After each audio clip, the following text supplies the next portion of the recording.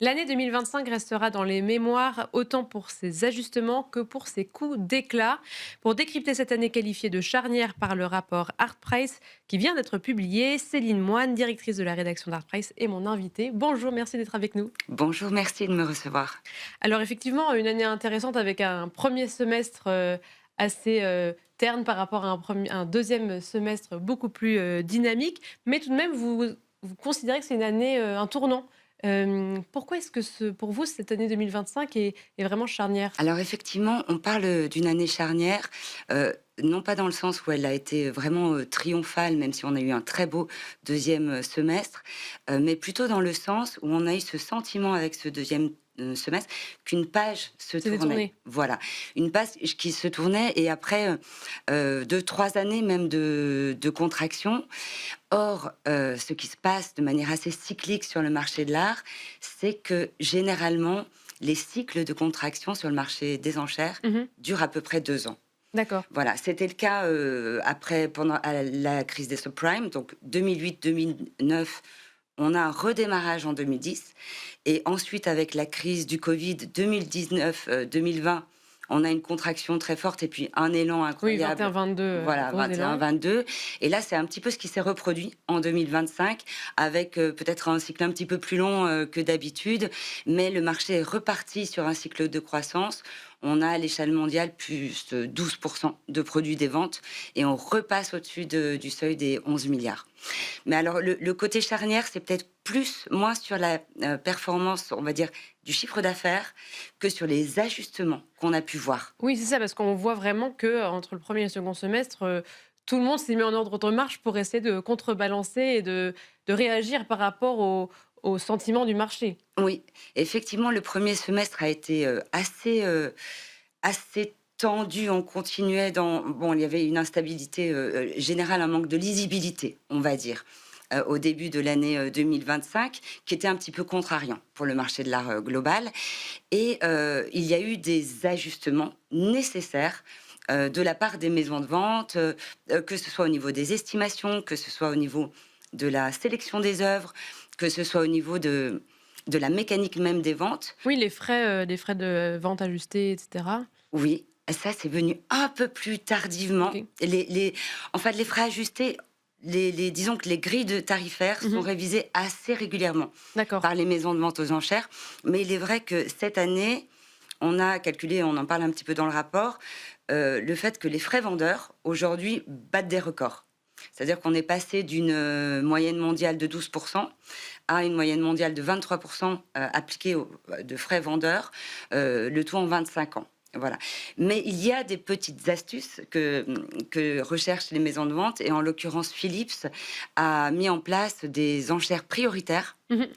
et là j'ai trouvé que c'était, tout à fait innovant, c'est une première Oui. dans l'industrie des enchères et c'est une façon de, stimuler, de mobiliser une demande qui était peut-être un petit peu trop timide. C'est arrivé en septembre, hein, 2025, mais les enchères prioritaires, qu'est-ce que c'est?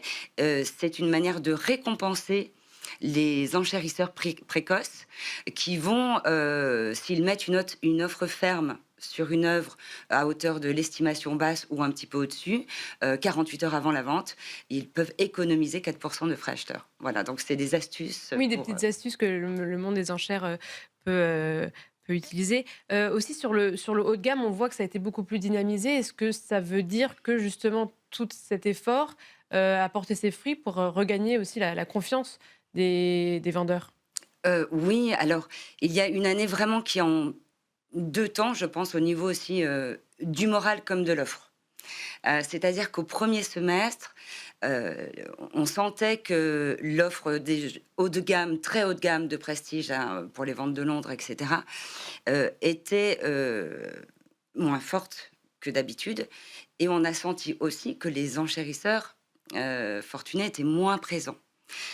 Pour exemple, ce qui s'est passé sur le premier semestre, c'est qu'on a eu, avant les ouvertures des grandes ventes, de Londres, plusieurs œuvres, importantes qui ont été retirées, avant le début de la vente aux enchères et ça concerne des œuvres de Renoir, de Kandinsky. Il y a eu une superbe, œuvre de Andy Warhol également, estimée autour de 30 millions de dollars, qui a été retirée avant vente.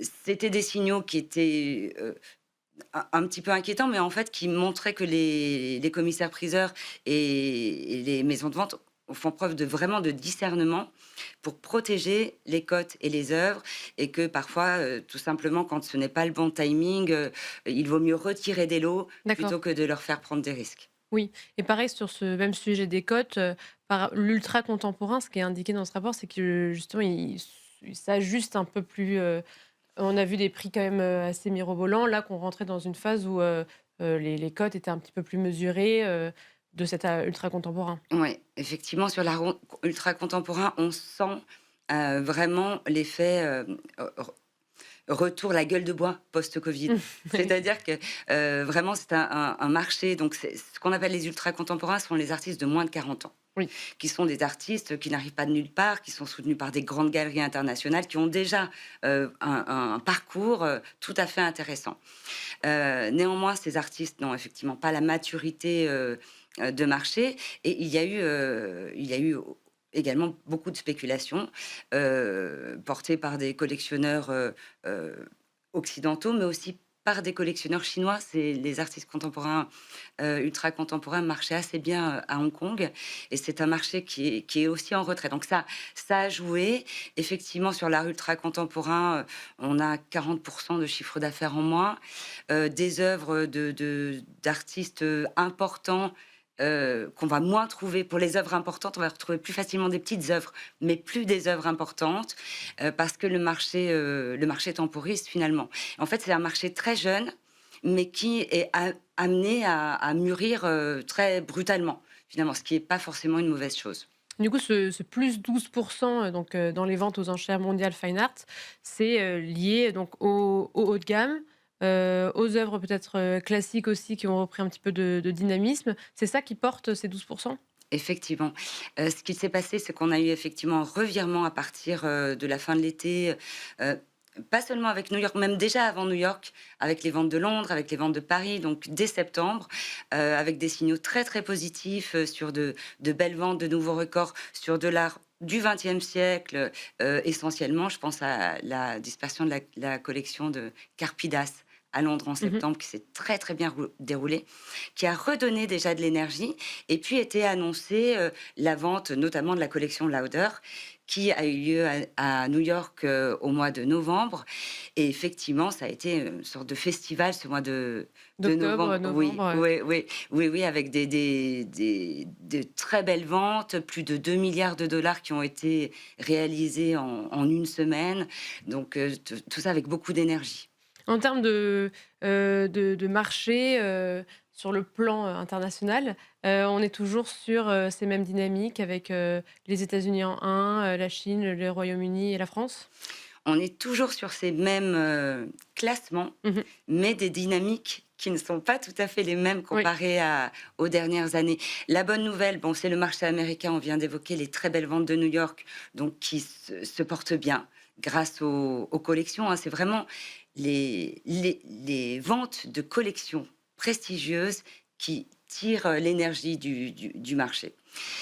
Donc ça s'est très bien passé pour les États-Unis. Il y a eu moins de lots, et pour autant, le chiffre d'affaires a nettement progressé. Ça s'est très bien passé pour la France, également, avec une progression de plus 26 du chiffre d'affaires. Paris qui est, 1 en termes de lots vendus, fine art, en tant que ville du monde. Et puis, par contre, c'est un petit peu plus compliqué pour la Chine. C'est plus compliqué, dans le sens où c'est un petit peu à rebours de ce qui se passe aux États-Unis. Les transactions progressent. Par contre, le chiffre d'affaires continue de se détériorer un petit peu, et c'est vraiment ce marché chinois, peine à retrouver, l'élan qu'on lui a connu il y a quelques Mmh. années. Donc il y a eu le covid, puis la crise immobilière. Alors, ce qui se passe en ce moment, parce que vous savez qu'on est en lien notamment avec Artron, avec qui on travaille sur ce rapport. On Oui. a eu l'occasion de se déplacer en Chine, pour échanger avec nos partenaires récemment. Et effectivement, le marché, chinois en profite en ce moment pour se restructurer. Et se restructurer, c'est important parce qu'il s'agit d'aller chercher plus de transparence, d'aller chercher plus de régulation et d'aller chercher aussi la construction de valeurs à long terme et peut-être moins d'être dans des dynamiques spéculatives. Voilà. Exactement. Justement, sur un peu de géopolitique, si 2024-2025 subissait quand même pas mal les conséquences des inquiétudes géopolitiques, etc.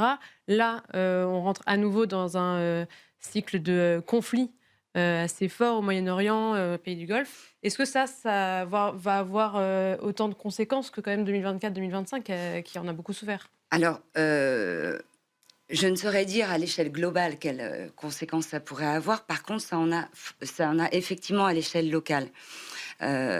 Effectivement, ce qui est paradoxal et complexe, c'est que c'est au moment même où le marché de l'art s'organise, enfin, Retrouve disons, son éclat, quoi. oui, et puis dans le golf, c'est le moment où vraiment le golf commence à exister dans l'échiquier mondial pour le marché de l'art, que tout d'un coup, tout est bousculé.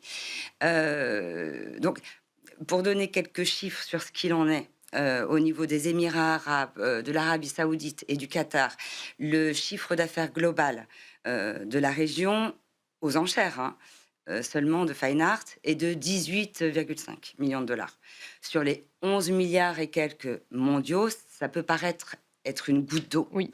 mais c'est une goutte d'eau sous haute pression parce qu'il y a eu des investissements extraordinaires depuis environ une décennie, avec, on estime, à 21 milliards de dollars les investissements dans l'industrie culturelle faite dans la région.